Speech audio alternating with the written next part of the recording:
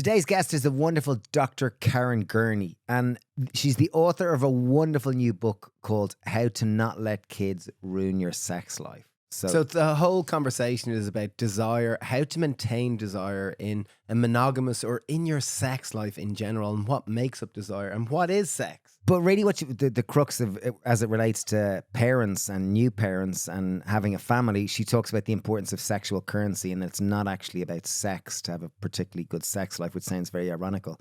But just to give you a bit of context... Yeah, I know. That was ironical. But yeah, Dr. Karen Gurney. So she's a clinical psychologist. She's worked in the field. And she's a sexologist. Yeah, she's a sexologist. Since 2003, she's been dedicated to assisting individuals and couples in overcoming various sexual problems. She's author of 2 best-selling books, Mind the Gap, which is about helping couples maintain desire throughout a long-term relationship. And her second book and most recent book is How to Not Let Kids Ruin Your Sex Life. She's worked in the NHS and really helps with promoting better sexual education and encouraging much better sexual health. She's got a wonderful TEDx talk, and she really is an incredible voice about helping us bring more sex into the light. And I don't mean sex, but conversations around it and openness and discussions about it. And this conversation is so relevant, not to those people that just have kids, but to everyone at large. Oh, it's brilliant. And she's so down to earth. And relatable. Wise, relatable. And it's just, it's a beautiful conversation that I thoroughly enjoyed. She's a very inspiring woman. So here's Dr. Karen Gurney. We started one of Ireland's first juice bars back in about 2005 and literally have been juicing for over 30 years. It's one of the quickest way to rebuild your immune system and literally get the essence of any fruit and veg. It's something I do regularly to ensure that my kids are getting more fruit and veg and more high nutrient dense foods. Yeah, we've partnered with a company called Nama Juicers. They make incredible quality juicers. They've innovated the standard juicer. It's an upright masticating juicer with a hopper. That means that you can juice hands-free. So you simply load the fruit and veg up the top and you don't have to, you just step away and it juices itself. It makes super high quality juice where the pulp literally comes out dry and it's easy to clean. They come with a 15-year warranty. They're offering you 10% off with the code HappyPear10. That's simply go to namawell.com, use the code HappyPear10 for 10% off at the checkout. Wonderful juicer, couldn't recommend them more. We're all about nature, health, and living a natural way of life.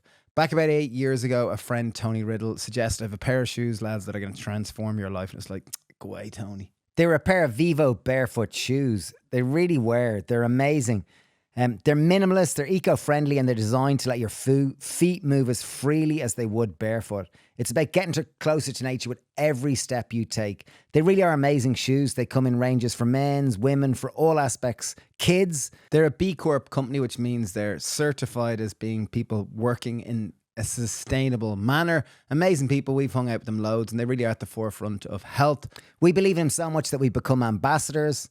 It's all we've worn for the last 8 years. For running, for streetwear, for, they're even tuxedos. When I wear a tuxedo, I got a nice kind of formal pair. So they do offer a full range. Use the code HappyPear20 to get 20% off your next pair. And even as soon as I've got a baby girl, Fia, she's 8 months old. And as soon as she starts walking, I will definitely make sure she starts with a pair of Vivo barefoot shoes because they have a wide toe box, a minimal sole, and they'll really help connect her with nature and her natural movement. Research has shown that if you do wear a pair of Vivo barefoot shoes within a number of months, your foot strength will increase by 60%.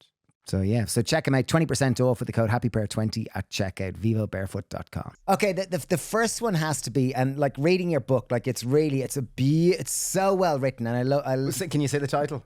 How to not let having kids ruin your sex life. Woo! Good job, Dave. It's so relevant. It really, really is.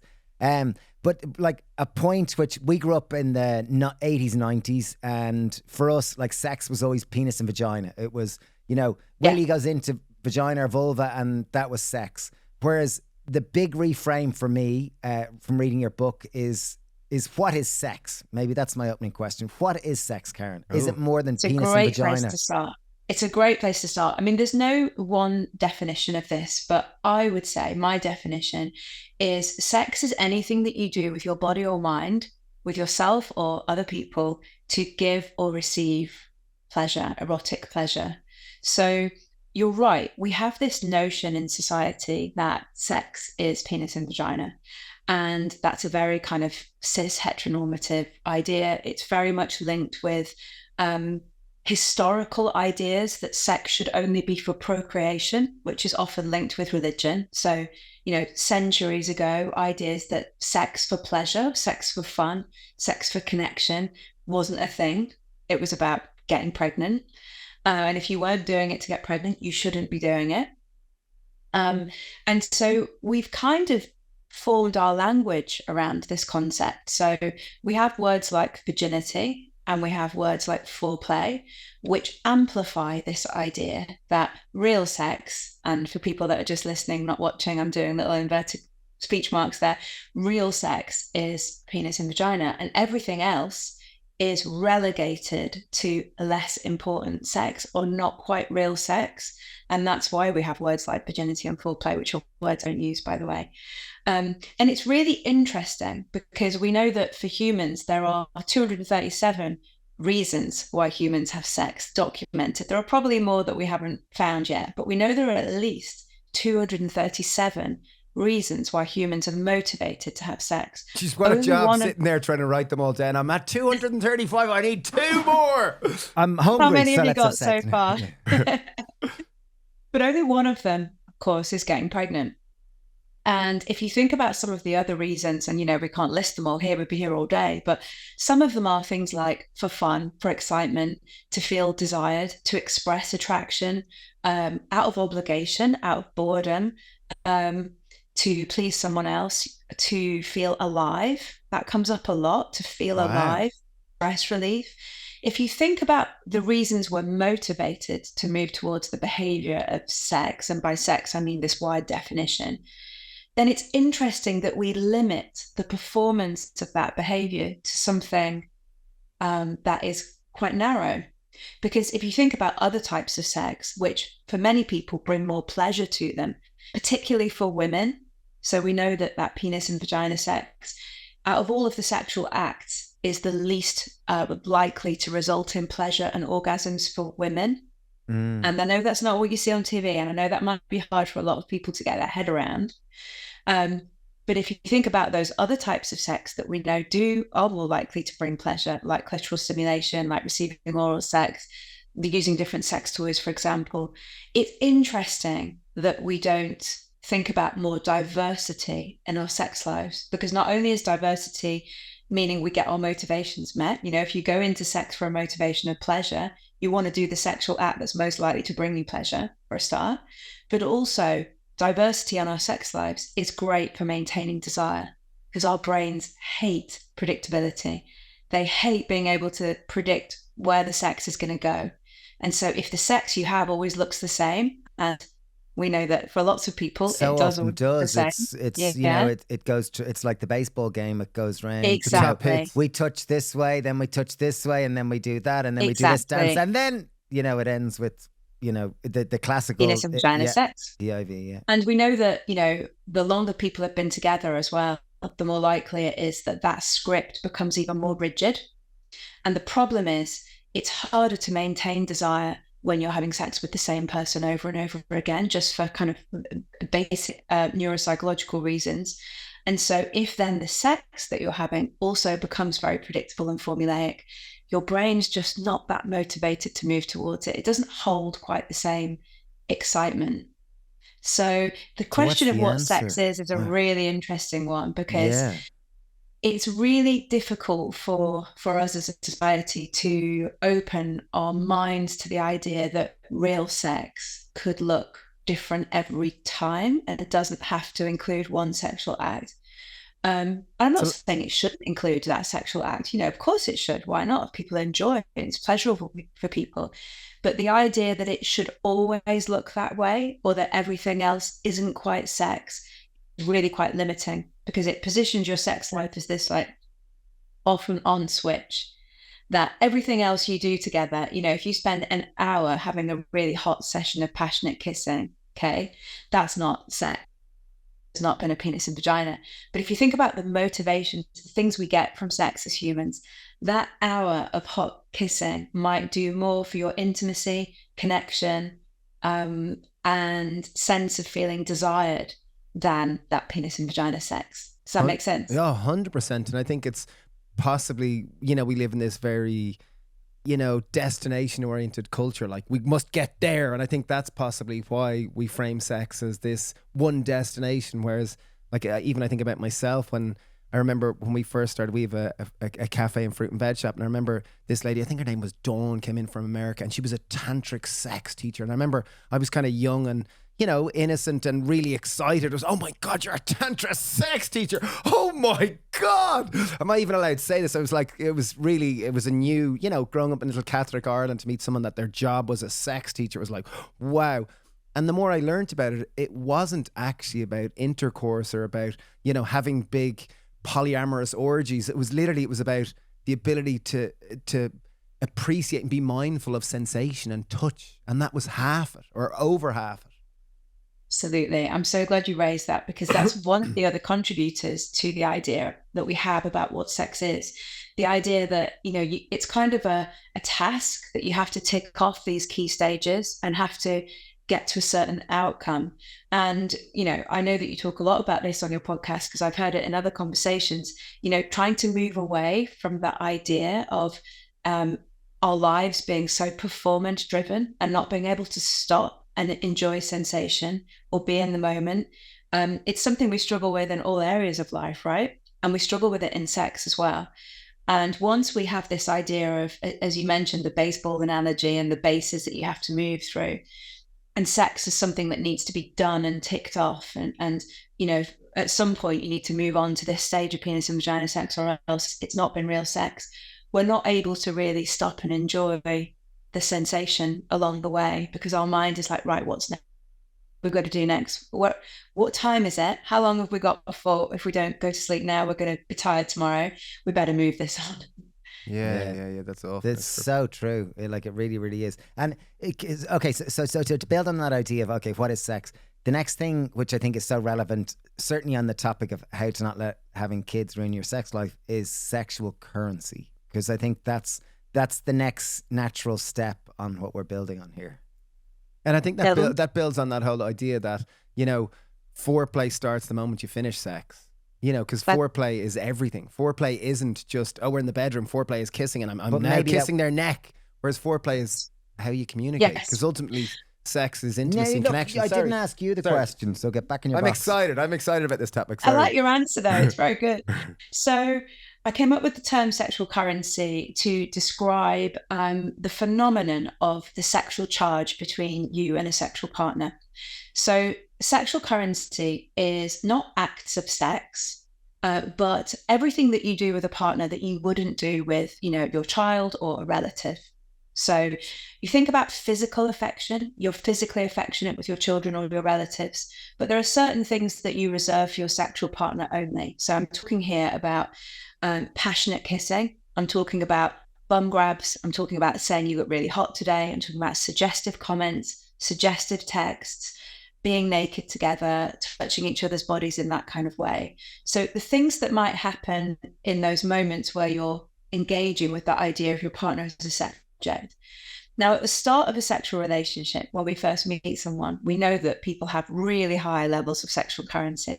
And if you watch a couple who are kind of on a date, or, if you have in your group of friends, someone brings in a new partner and you all go for brunch together, and you can see it, right? Everyone's like, get a room, can you just tone it down a bit? And you can feel it. It's intoxicating. Yeah, it's glorious. We were on the train. We were on the train in London maybe 2 weeks ago, and there was a young couple together, and they were all over each other. And everyone in the train was like trying not to look, but was looking. And Dave turned around to me and said, like, I wonder, like, how can they savor this? Because 10 years into the future, how they relate to each other is going to be different. So that's exactly it. Sexual currency is high at the beginning. The reason it's high is because that person is novel to us, and our brain sees them only as a sexual partner. It's not been diluted, that relationship, by other ways of being together, like co-parents, like maybe friends, like mates or housemates, which is what happens, right? When we're together with someone for a number of years, it's not just about them being a sexual partner anymore. They become other relationships to us. They become family. They perhaps even become a business partner of us. They work together. So we know that sexual currency is high at the beginning. There's all of that flirting, kissing, eye gazing, lots of eye gazing, all of those things. And that typically drops off because we fall into other patterns of relating. One of the things I often joke about, I was at a conference last week and said to people, if you look at the last 3 texts you sent your partner, it's probably about, do you remember to put the bins out and have you got the green milk? Whereas if you look at your texts from the start of the relationship, they were probably high in sexual currency. So even if you look at your text, it's an example of how sexual currency declines. One of the reasons it's harder for us to kind of grab hold of desire in a long-term relationship, and just to say, you can have desire feature as much as you want, but it does typically drop off, particularly for women, after about 1.5 years of being together, and that's completely normal. So the feeling like sex out of the blue, start off, we call it spontaneous desire. It's normal for women particularly, but many men as well, in a long-term relationship to never feel like sex out of the blue for their long-term partner. And that we shouldn't see that as a sexual problem. What we need to see instead is how easy is it for us to nurture desire in our relationship. And sexual currency is a big feature of that, because what I see a lot in my practice doing sex therapy with individuals and couples is that typically when I ask people, let's not talk about having sex for a minute, let's talk about all of this sexual currency stuff. How much of that is there in your relationship? When was the last time that you passionately kissed, which wasn't initiation of sex by one of you or wasn't during sex? And people will usually say, oh no, we don't do any of that at all. And I say, okay, so what you're telling me is that most of the day or the week or the month, you're talking about green milk and you're talking about who's taking the kids, and you're having these very matter-of-fact conversations without any relating to each other as sexual partners. And then it's difficult to initiate sex because you haven't had anything that means that you each other that way for a long time.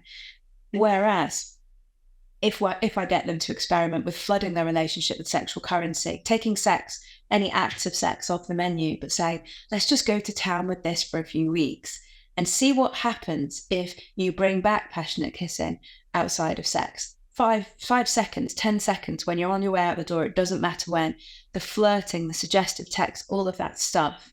Have fun with it, see what happens.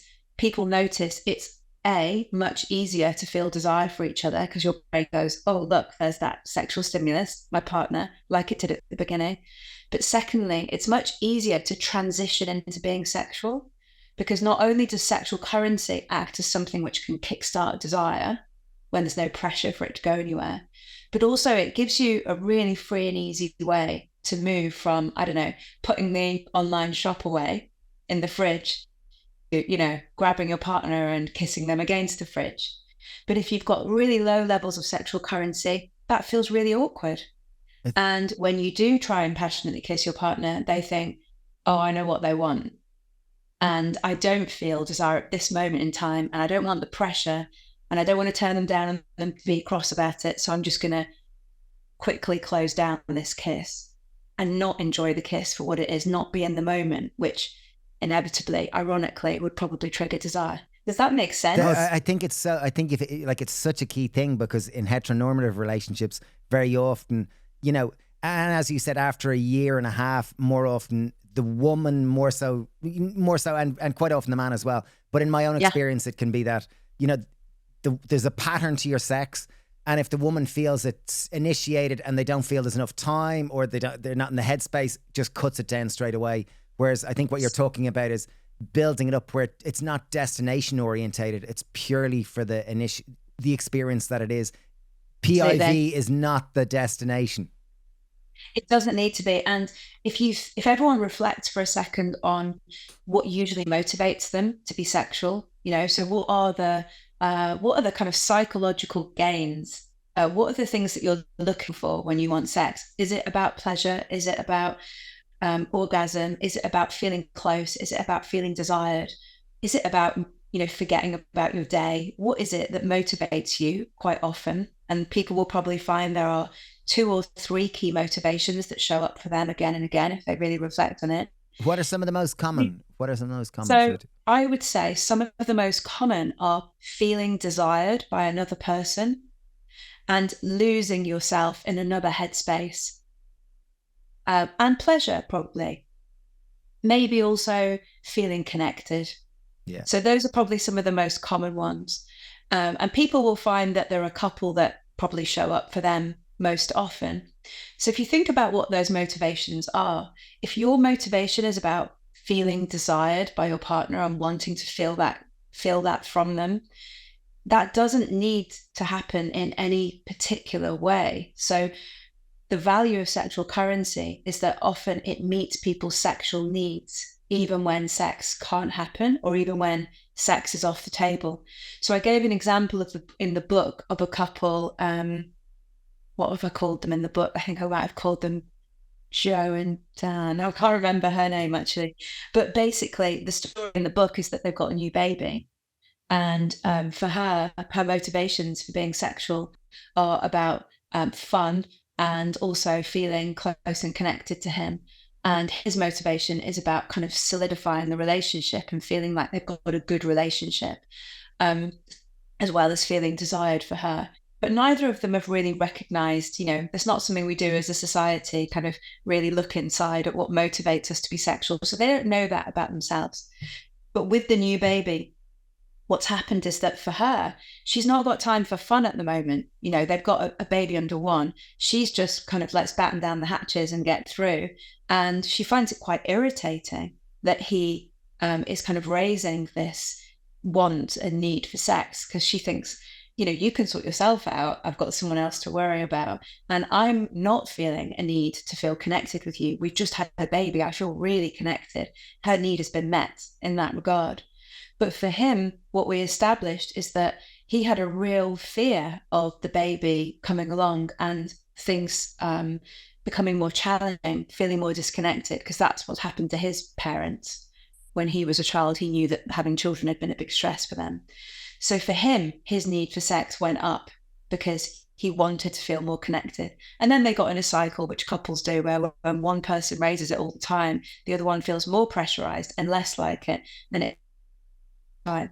But the main point about this couple is that when we talked about sexual currency, it came out that for him, some of the times he'd felt most connected and desired by her weren't during sex. They were during times of sexual currency. So he gave the example of them being in a lift on the way to a family function, and she kind of pushed him against the lift, and this real passionate kiss for about 10 seconds until the lift doors open. And he said that was what made me feel connected. And that really unlocked things for them in sex therapy, because they didn't need to be having more sex. They just needed to understand that about themselves and each other, and find that actually if they increase sexual currency, even a very small amount like that, it would make a massive difference. It really is a gateway into greater awareness, because how we approach anything is how we approach everything. And there's a direct reflection on ourselves. And as you talk about that knowing what some of your possible motives for sex are, the more we can satisfy them beyond simply the main course, or the quote unquote main course, or PIV, or whatever, way people see sex, that sex is far more than simply intercourse. And that was a common theme which came right across your book, is that the irony of, how to not let kids ruin your sex life is that you can improve your sex life without actually having sex. We were discussing this morning in our run. We were discussing how the heck can you improve your sex life without actually having sex? And it's like, well, if you think of sex as penis and vagina, well, then you're snookered. But if you think of sex in the broader sexual currency, and ultimately about connection and feeling seen and touch and pleasure without it being, ending in orgasm. And a lot of the challenge of this is around the fact that we struggle to talk about sex, because if we all were a little bit more aware of what motivates us sexually, and that's partly what I try and encourage people to understand more in the book, but also we were able to communicate that to each other, we would be able to find many ways around the times when sex feels less possible, because we'd be able to communicate to each other, I feel really disconnected from you, and I'd really like to just go to bed tonight and be physically close. And it doesn't have to go anywhere, but I think I really need that. Are you up for that? And instead, people think, I'm wanting sex. And they say, do you fancy a shag tonight? And the partner says no. Whereas if they'd been able to communicate it differently and say, I actually just want to feel close. I don't mind where it goes. I just want to feel your skin and enjoy being next to you. And there's no pressure for it to go anywhere, their partner would probably say yes. Yeah, it's amazing. It's often like that conflict. I was talking about it with my wife yesterday, saying like that the masculine, not male, but the masculine approaches is a problem, fix it. Whereas the feminine is much more sit with the problem and empathize with the problem. And I think that's part of the challenge here, that the masculine typically is like, I want the destination, I want the achievement, I want to do it and have it done. Whereas the feminine is more, let's just see what happens and let's be much more in the moment, which is the conflict and the duality. But I guess that's a huge part of it. Yeah, I mean, the challenge that we often have in society, I think, is that we also have this false idea that the amount of sex we're having is the marker of a good sex life, and it actually isn't. There's no correlation in sex science between frequency of sex and sexual satisfaction. What really makes us feel satisfied is knowing that we can talk about sex and get our needs met, whether we're having sex or not. And that's the real challenge, actually, to solve. Yeah, so good sex like isn't the amount you're having. A good sex life is the fact that your needs are being met and that there's a freedom. Well, it's almost like talking about the wrong goal, because, you know, people could be kind of bragging, you know, as I've heard you say lots of times, that, you know, people in UK, people think they should be having sex 3 times a week, but the reality is that they're having 3 times a month most typically, and or less. But yeah, when they've got young kids, when they got young kids, it's you know, around 2 times a month. But there was one thing which I think is so important and so relevant to the topic which we're talking about is how best to turn your partner down, because it is such a, particularly if the communication is tough and you've got young kids and you might not have that sexual currency. If someone, if they aren't aware that sex for them is about feeling close and they keep trying to initiate it, but their partner doesn't know that it's about feeling close, and they think it's about, I feel sore, I feel tired, I'm breastfeeding our kid, I have no interest in sex, and they can literally turn them down. The relationship can spiral down into both people feeling more isolated and more lonely. And I think this is such an important topic about how we can turn one another down in a way that's not triggering and initiation, isn't it? Yeah, and actually I'd like to talk about men for a second here, because I know we're not just talking about heteronormative relationships when we're talking about parents, but we do know that it's often heteronormative relationships where challenges with sex show up more. And one of the things that comes up a lot with men I work with is that we have kind of societal narratives that men are always up for sex. That's a narrative, isn't it, that's around. Yeah. And it's just not true.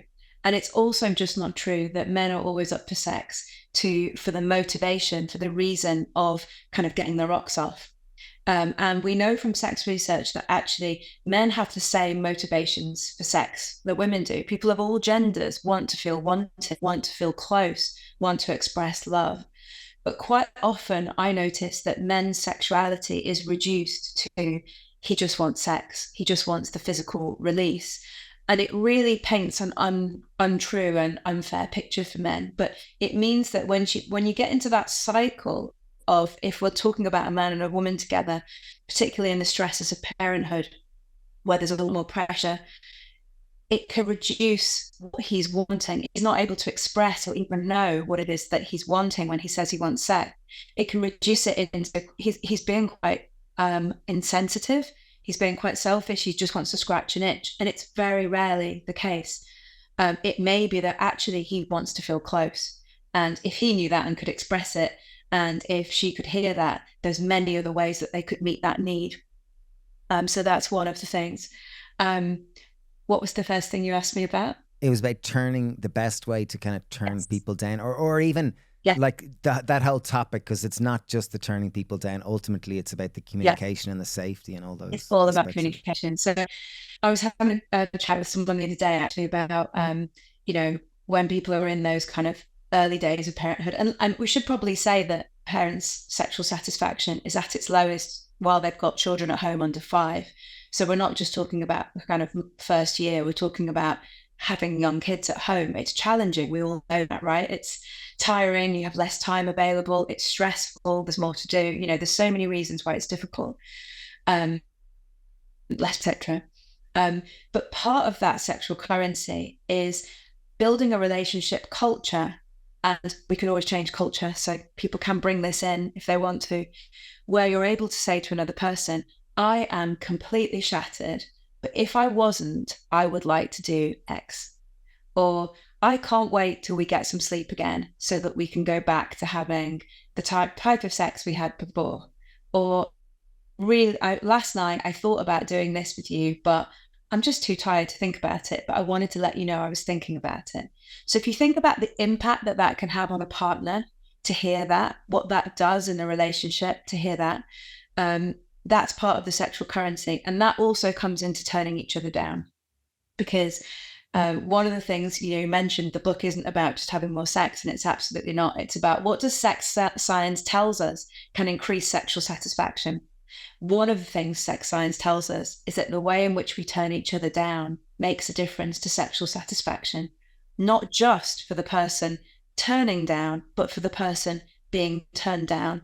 And so an example of this is somebody says, it's been ages since we've had sex. Can we have sex tonight? And their partner says, why are you always talking about sex? It's all you're interested in. No, I'm shattered. Can you please stop talking about it?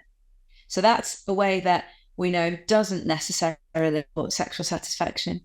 Whereas if the answer that the person turning down gives is, I'm really happy that you still kind of are thinking about having sex. I wish I was in the same headspace. I've got this meeting tomorrow that's on my mind, and I just don't think I'd be able to get in the right headspace. Can we come back to it on the weekend? That kind of turning someone down gently, we know is associated with higher sexual satisfaction for both people. So that's one of the changes that people can make. And it's often related to that idea of why people are asking in the first place. And that's why I think for men particularly, sometimes they get negative press because people are assuming it's about a kind of scratching an itch. Yeah. And therefore the reply is, why is this always on your mind? And actually it's usually not about scratching an itch. And if it was, that was okay as well. Yeah, I guess there's all things. You use the expression responsive desire, which I think is so relevant because very often not everyone feels like sex. And I wonder if you could talk about this, because I think this is part of the key to sustaining desire in long-term relationships. Yeah, it's really important. So I mentioned earlier that it's really normal for women particularly, but also plenty of men, to never feel like sex ever out of the blue with a long-term partner. This is not a sexual problem. So never feeling like sex out of the blue is not a problem with your desire. We used to think of desire as being an internal drive, something like hunger or thirst. And that's why you'll hear words like sex drive and libido that imply an internal state that motivates us towards the act of sex. We now know that that's not the case, and that actually at the start of a relationship, it feels like we have more spontaneous desire because we have more sexual currency. But actually, what happens with desire is you need something to kickstart it. And this is why we talk about responsive desire. It basically means your brain codes something as sexual. So it might be the sexual currency we talked about. It might be seeing your partner naked and admiring their body. It might be watching porn. It might be watching a good sex scene on TV. It might be a thought that you have. It might be a sensation of touch. Your brain codes that as sexual. And then as long as you're able to pay attention to that sensation or thought, and this is where being present in the moment is quite crucial, your brain then makes a calculation about, is that activity of sex worth my time or not? Will it result in excitement, pleasure, emotional reward, or would I rather spend this chunk of time watching Netflix? And that's why it's important the sex we have is pleasurable, novel, and not too predictable. So responsive desire is a type of desire, which means we just have to nurture it to kickstart it. And if I can use an analogy for a second, I often like to use a gym analogy here, because there will be some people listening that have loads of spontaneous desire, even in a long-term relationship, people of all genders. And these are the people that the equivalent is they really like exercising and going to the gym. They don't need any encouragement to go to the gym. They wake up, they're ready to go to the gym. You've got another chunk of people, and this is more the norm, the longer you've been with someone, who actually need to get in the headspace. Their motivation to be sexual and have a good sex life is there. And this is the same as they want to be healthy and they want exercise to be something that features in their life.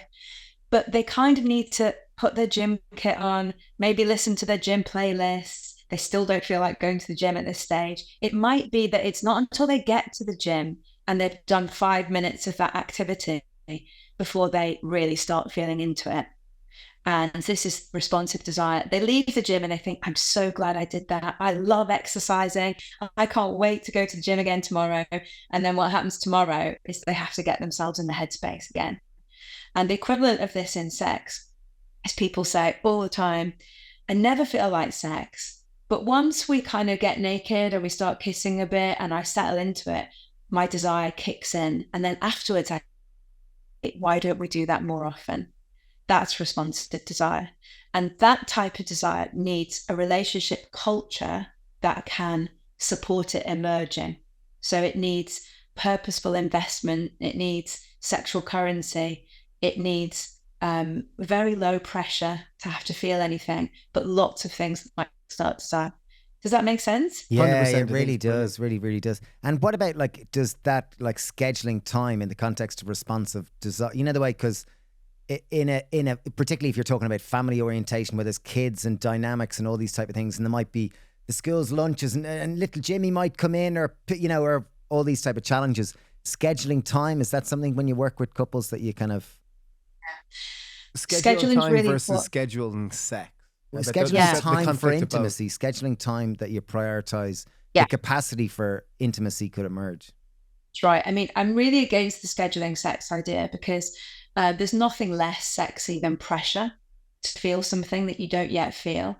And so scheduling sex kind of undermines the whole thing because everyone's going into it thinking, what if I don't feel like it? I'm not sure I don't feel like it. And that gets in the way of it emerging. But scheduling intimacy, and by that, it needs to be something that can kickstart desire.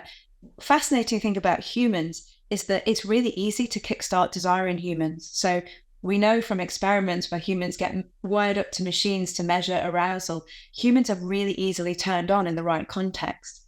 But quite often what happens in our sex lives is we avoid the context because we're not feeling like it yet. And so physical affection, like watching Netflix, holding hands on the sofa, isn't going to do it because that's not sexual. You do that with someone else, right? You do that with a child. But being naked together, the passionate kissing, that type of sexual context will often trigger desire. And so good to schedule that kind of stuff. I've worked with lots of couples that will do things like, and it depends on how young their kids are and how busy their lives are. It doesn't need to be a lot of investment this. Maybe it's one night a fortnight, or whether it's one night a month. It doesn't have to be frequent because frequency doesn't matter, right? But they agree on this night, we are, as soon as the kids go to bed, we go to bed and we put music on, we have a glass of wine if they like a drink, we just hang out together, we talk about our week, we do the eye gazing, we talk about what really matters to us. That kind of emotional and physical intimacy is often where desire most easily emerges. It sounds beautiful. You speak of sex in a very romantic, beautiful way that's so culturally different. Sex is often seen as this action and this one thing, whereas you speak about there's romance to it and it's much more intimate. It's much more beautiful. Like you speak of it, I'm like, of course. That's so sensible. It can be that. It can also be frantic, animalistic, passionate. Yeah, it doesn't have to be one way. Yeah. I actually would say that just as it's important to have novelty and unpredictability in what sex looks like between you, so how it's initiated, what order things happen, what sexual acts there are, like we talked about at the very beginning, it's also important to have novelty in what sex is like between you. So I've worked with couples who've been together 10, 15 years and the sex that they have is very sensual and romantic. And because they find it hard to talk about sex, one of them wants to say, I actually just want you to throw me up against a wall and have a really rough, passionate sex. But they can't say that because they feel like they've got typecast into this is what our sex looks like. So it's also good to have novelty in what the sex looks like, that you might want a variety, whether it's sensual, slow, passionate, romantic, frenzied. all of those things. It's our brains love not being able to predict when it comes to sex. Yeah, intrigue. You hear about that in couples where it seems like it's almost like two kind of very straight-laced, it's very traditional, and then they split up and the other person is off going to sex parties and they're just really exploring their sexuality, which they probably didn't feel safe to, or didn't feel that was allowed within the relationship. Yeah, because our sexuality is constantly evolving and we all need space. If you think about all areas of our life, we all need space to evolve as people, right? That's what we're doing all the time. We're changing and learning more about ourselves and I suppose adapting who we are. And our sex lives are the same. So the things that we like now or want to do now or find attractive now are going to be different to what they were 10 years ago and what they are in 10 years. And our bodies are changing as well. So what our bodies need will be different. And so our sexual relationships need to be able to allow that evolution. And that evolution is quite difficult to talk about it, because you just find that people just do what they did in year one and they just keep doing it. And sometimes that causes quite a great deal of sexual dissatisfaction, which can then lead to relationship disharmony and sometimes even the end of a relationship. And people then go off and say, well, now I can be who I want to be sexually, as you say, and explore things that they really wanted to explore. But isn't that a shame? Yeah. That the relationship couldn't allow that evolution? It seems at the root of it is communication, and communication is the essence of intimacy and trust. And it seems for someone who is in a relationship and possibly doesn't have any scaffolds to start these conversations, is afraid even to talk about it. Oh my God, they're really stiff about this and maybe a bit prudish about this. How does one bring up a conversation and to start I think that's extraordinarily normal, though. Like the way you said it there, like that it was strange. I think that's much more normal than not. Yeah, of course it is. Yeah, it's so normal. I'm sat here talking easily about sex because I do it every day. But if I didn't do this for my job, it would be difficult. It's difficult for people to talk about it. Just notice, though, that it's easy for me because I do it a lot. Therefore, when we start doing it more, it becomes easier. So people can create a culture of being able to talk about sex easily in their relationship just by starting to do it more. There's a whole chapter in the book, kind of scaffold to support people's communication. And there's a little kind of chart where they can see where they are now. And there's lots of exercises to take them up to a kind of higher communication point. But the key part, as you mentioned, is that one of the aspects that we know maintains sexual satisfaction is being able to talk about sex. That is very widely accepted in sex research, more than having the same desire for sex as a partner, more than even having the same shared sexual interest. Talk about it is a key factor. It depends really where it is for a couple, because one of the things I talk about in the book is it's important to note how easy or difficult talking about sensitive topics is for you generally as a couple first. Like some couples will have general communication first, being able to really listen to each other, being able to kind of take on board each other's comments. Some people will need to start there before let's talk about sex. But let's imagine people can do that and they can talk really well about other things, but sex feels hard. Then I would recommend they start by talking about sex that isn't about the two of them. So depersonalize it, take it out of the relationship. Maybe listen to this podcast, send this podcast to a partner and say, hey, turns out talking about sex means you have a great sex life long-term in a monogamous relationship. I've realized we don't talk about it that much. It would be great if we did, because I really want to have great sex life with you long-term. Shall we listen to this podcast and then talk about some of the concepts they discussed together? And talking about some of the things we've talked about today, not related to the two of you, but just as concepts, ideas about what motivates people to be sexual, for example, is talking about sex. And if you can start to get into the habit of doing that outside of your sexual relationship, things you see on TV, art, shows you go to, music, whatever it is, and then you can start to bring it into your sexual relationship and start to talk about sex after you've had it, when it's gone well. What did you most enjoy about that sex? What did you most enjoy about that sex? And then there are more advanced communication skills that I go into in the book for people that are already at that level and want to really take it to the highest plane. And that advanced level the is highest about plane. That sounds great. highest plane of Enlightened communication. sexual interaction. It's really about very advanced communication skills, about being able to recognize your own motivations for wanting sex and being able to communicate them, being able to communicate how exactly you want the sex to look to break free of those sexual scripts. So, for example, I work with lots of women that say to me, I do actually have desire for sex, but what I want him to do, I can't ask. So what I actually want to say to him is, what I'd like to do is for you to make me come with that vibrator, then for me to go to sleep. But I can't ask him that because that's too far from this sexual script of sex has to include penetration, or it can't just be one-sided.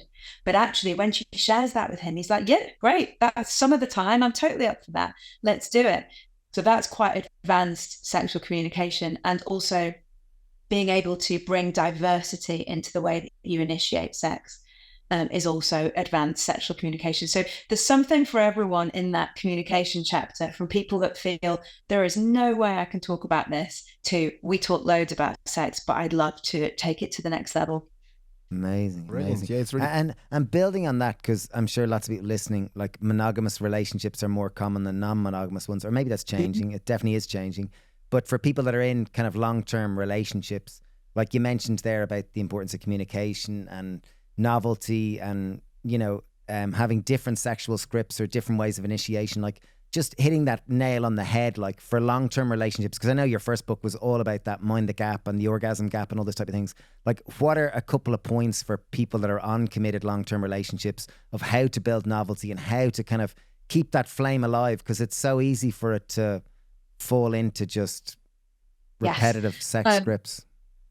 I mean, you know, as a society, we do generally think about monogamy as being the best relationship structure. And it's important to say that there's no scientific evidence to back that up, that it's easy or correct for humans to be monogamous.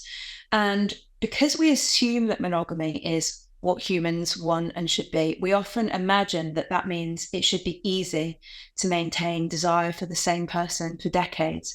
And the reality is it isn't, without thinking about your sex life intentionally, like you of your life, like, I don't know, your health. Unless you kind of work and pay attention to it, will just dwindle over time. But the idea of monogamy is best sometimes means people don't think about that, and they just think sex should just work if I love this person. So I'm glad you raised that, because there is no right or wrong way to do a relationship structure, but monogamy brings with it the challenge of sexual dissatisfaction over time, just because it's the same person. So you can be happy and have a great sex life with high sexual satisfaction and maintain desire in a monogamous relationship. But you absolutely need to know, A, how desire works, which is why I wrote Mind the Gap, because it needs the right context to support it.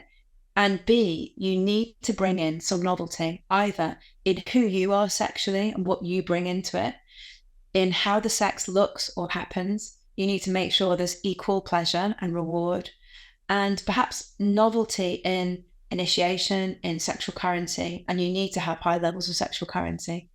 So there are many things that people can do. The biggest is understanding desire. Oh, I like the down to desire. So it's really about why someone wants sex, the motivation, like that. It's very often it can be to be seen, to be held, to feel comforted, or to be wanted. Do that, but more just how desire works. And the idea that kind of sitting around waiting to feel it just because you love someone is unrealistic. Yeah. And once you've understood that as a couple, then you can start to go, okay, which parts of our relationship support desire emerging and which parts quash it? And you'll see from both books, there's lots of things that people don't often think about that actually get in the way of desire. So one of the things I talk about in How to Not Let Having Kids is equity and the mental load. And there is loads of research that tells us that when one person in the house, a household manager, feels like they have to hold on to the packed lunches, the school forms, the WhatsApp chats, getting the mother-in-law's birthday present, the laundry, when one person feels that, it's generally bad for people's sex lives. And when that's divided more equally, we know that there's higher sexual satisfaction. And those psychological processes aren't often things we think about when we think of sex.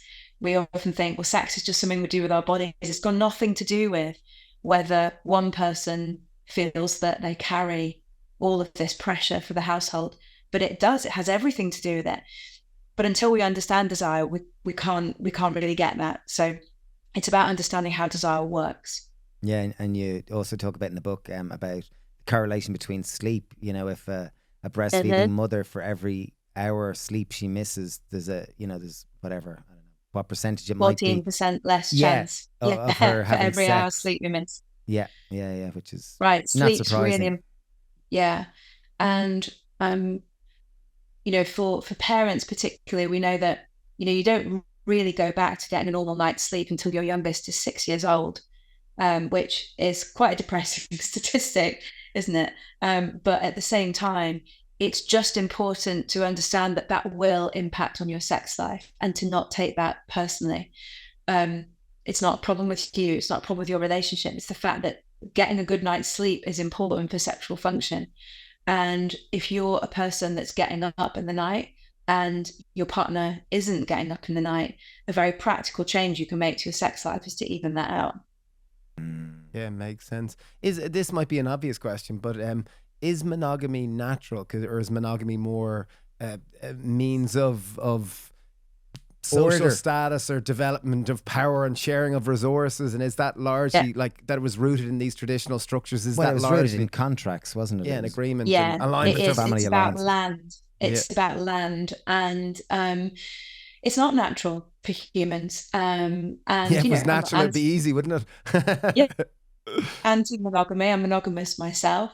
But it's important to note for people listening that monogamy is not necessarily natural or easy for humans, which is why if you're planning to be monogamous, you have to do some work to maintain sexual satisfaction. And it doesn't need to feel like work. It can feel fun, but you have to do some sort of paying attention to what's happening in your sex life and the trajectory that your sex life is on, what your final destination will be if you continue on the trajectory that you're on now, and whether that final destination is what you actually want or not.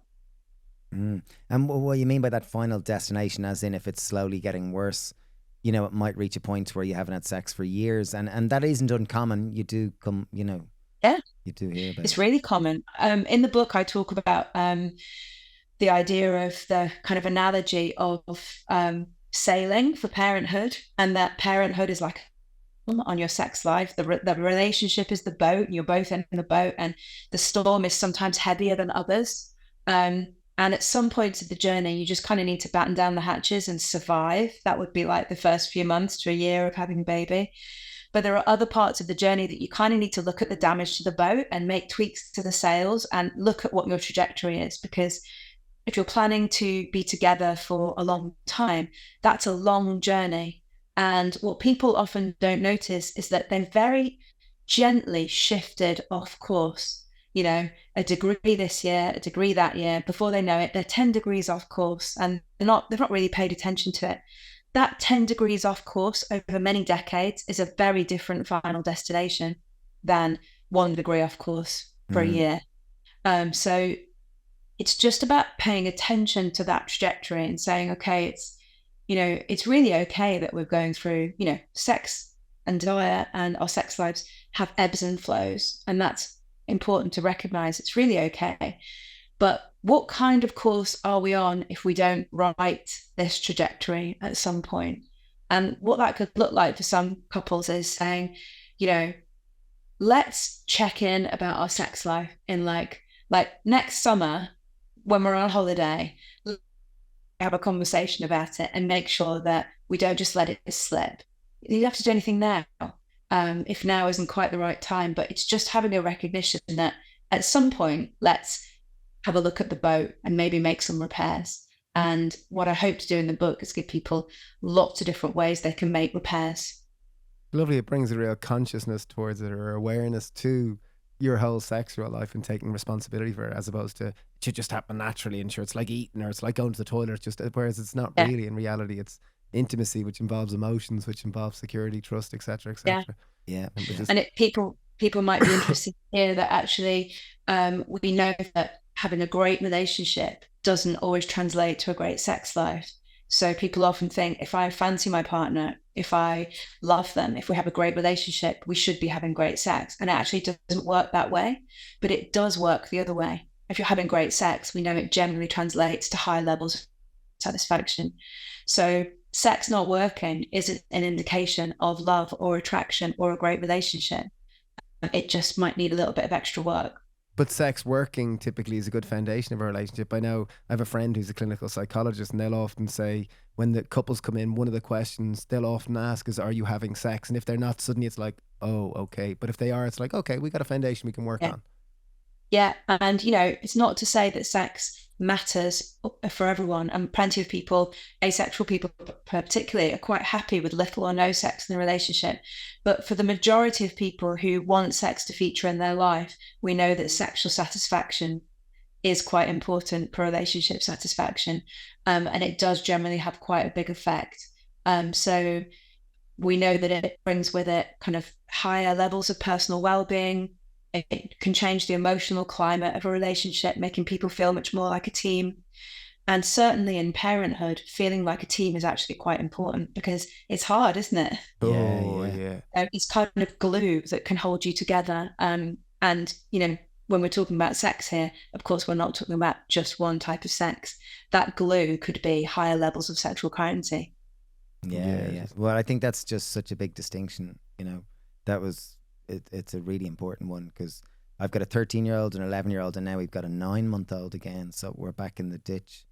And wow. And it's really to be aware of that sexual currency, that it's not about penis and vagina sex. It's about, feeling close and, You're really in the eye of the storm, aren't you? Yeah, it's great though. It's amazing. You've got one that's awake really late and one that's awake really early. Yeah, that's a real challenge. Yeah, it is, and very different needs and desires.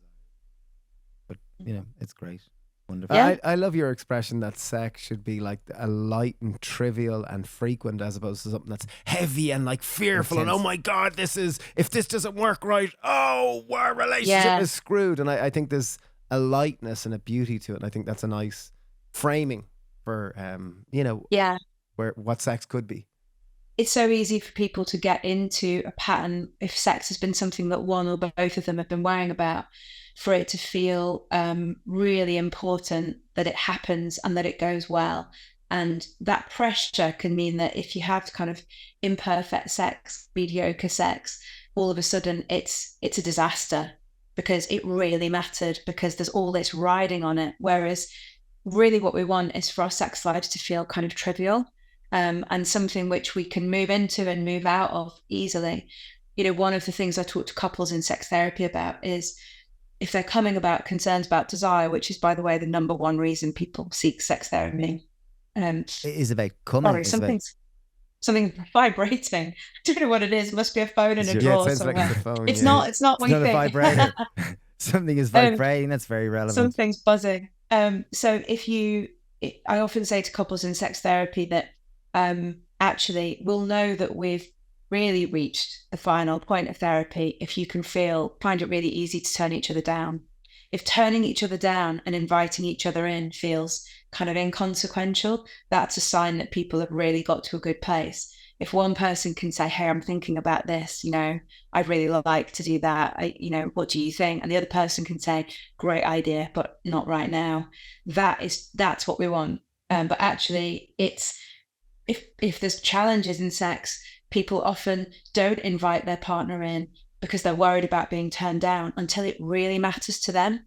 They kind of wait for, I don't know, it's a special occasion or a weekend away, or they kind of wait till it's really important that their partner says yes before they invite, and then it's obligation.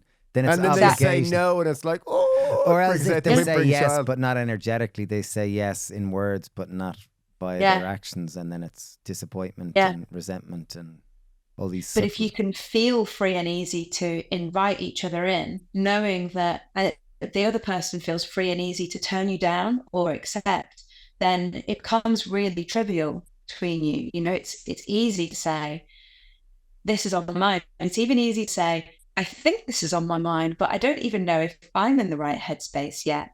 Like you can even, you can even kind of have that conversation. Reverse psychology. Try a bit of reverse psychology. I'm not sure if I want it, but I'm just feeling around here. I'm thinking that, like, what do you think? Like, how are we going to spend our time tonight? I might not be into it. I might not be into it, but I could get into this headspace. But, that takes a kind of a freeness around sex that it's hard to achieve when sex has felt challenging. Yeah, very true. It kind of, like the root of the sexual currency, it reminds me of Tantra, because Tantra is very much about the sensation and the touch, and it's not about the destination. It's about the connection, ultimately the connection, because penis and vagina is just another connection point. We haven't talked much today about kind of being present in sex and mindfulness and attention, but it's probably worth saying that we've learnt in the last kind of 2 decades of sex research that sex is very dependent on our attention. And so we know that one of the definitions of good sex is when people can feel that they lose themselves in it. So they're completely present and not necessarily getting carried away by other thoughts. But that's really challenging for a lot of us because we have so many thoughts distracting us in life generally, and we're getting so used to being distracted that it's a real practice, isn't it? Being able to just pay attention to the here and now and sensation. And that shows up in sex just like it shows up everywhere else. That we're living in quite a distracted culture. There was some questions on Instagram. Can you remember any of them? Or have we covered all them? Sorry because I know we're coming right to the end, but I did put up a story yesterday and I said if anyone has questions, please. Okay, I did. I made an effort to save them, but I didn't. Okay. Oh, there's another. What is the actual frequency of sex per week in couples when in young children's stage? It depends on how you define sex, and it depends. Oh no, she used the word intercourse. No, she didn't. No. Twice a month. Yeah. So it's important to remember what we said earlier, that frequency is a total red herring. Please don't be guided by frequency in your sex life, because having sex once a month or once a year, that is mind-blowing, self-expanding, connecting sex is much better than having sex once a week that feels boring, predictable, and lacking in pleasure or reward. So frequency doesn't matter. It's important to preface it with this. But people are often quite relieved to hear that in that age range of about 35 to 45, it is probably about twice a month, with a lot of people having sex, of course, less often than that, as well as some people having sex more often than that. But that average is often a lot less than people expect. Yeah, wow. Yeah. There was one thing you always said: wait until bedtime for sex can be a terrible strategy for terrible young strategy. Parents. Don't do that. But the challenge for parents is, when else do they do it? Yeah, because the kids are running around. Yeah, and it's a bit easier if you've just got one and they're in that kind of daily nap stage, because a daily nap time, maybe on a weekend, can be quite a good time, although there's lots of other things to do as well. And that's where the priority part comes in. What else might be more rewarding? Getting through the washing pile or having sex? Sex has to be really rewarding. Yeah. But bedtime is a terrible time for parents. They're shattered. We know that. We're all parents, right? You're shattered by bedtime. So maybe after the kids have gone to bed is a better time. But that, of course, requires quite advanced communication, because people often wait till bedtime because then they're in bed together and they can not communicate about it. They can just reach over rather than say anything. Whereas to go to bed after the kids have gone to bed with the intention of scheduling physical intimacy, you have to be able to communicate that, don't you? Because otherwise you're not going to go to bed. So that's where communication helps with parents particularly. Oh yeah, I love that. There was one last final one just on that came in. And I might try answering this just in the effort to show that I've learned. What to do if kids have actually ruined your sex life? Build sexual currency. That's really it. And to see sex far greater than POV or PIV. Yeah, kids will impact your sex life. We know that for a fact. Parents have the lowest sexual satisfaction in any time of the relationship when they've got young kids. So firstly, don't take it personally. It's not about you. It's not about your relationship. It's a normal kind of challenging time. And secondly, parenting journey you're in, just take stock of your trajectory. Have a conversation about it. You don't necessarily need to do anything, and make a commitment to think about what would be comfortable and possible next steps. And for some people, that'll be sexual currency. For people with a new baby, it might just be, let's not worry about it. let's just get some sleep and, talk about it and talk about what we would like to do if we had the energy. And for people with kids of 10, where sex has been, off the agenda for years and years and years, it might be time for them to kind of do a little bit more talking and digging if they want to continue to have a good sex life. So it kind of depends where people are on the journey. Brilliant. Beautiful. So Beautiful. good. Love this conversation, Karen. So relevant. I think as a society, we need to talk more about sex. Thank you. I've really enjoyed talking with both of you, and thanks for having me on. Oh, sure, Yeah, pleasure. And absolute pleasure. And recap the title again. How to Not Let Children Ruin Your Sex Life and Mind the Gap. That's both Karen's books. And you can find her on Instagram, The Sex Doctor, and you can find her on all the social media platforms. And you'll get great content and great inspiration there. Thank you. Sorry for doing the plug for you. While we have you, once a week we write a newsletter. It's called Happier. It's got simple, tried and tested practices to make your life better. We include recipes and practices that you can apply on a daily basis to make your life happier. We've had lots of people say before that it's really helped make their life better. So you can sign up on the happypear.ie, our weekly newsletter called Happier.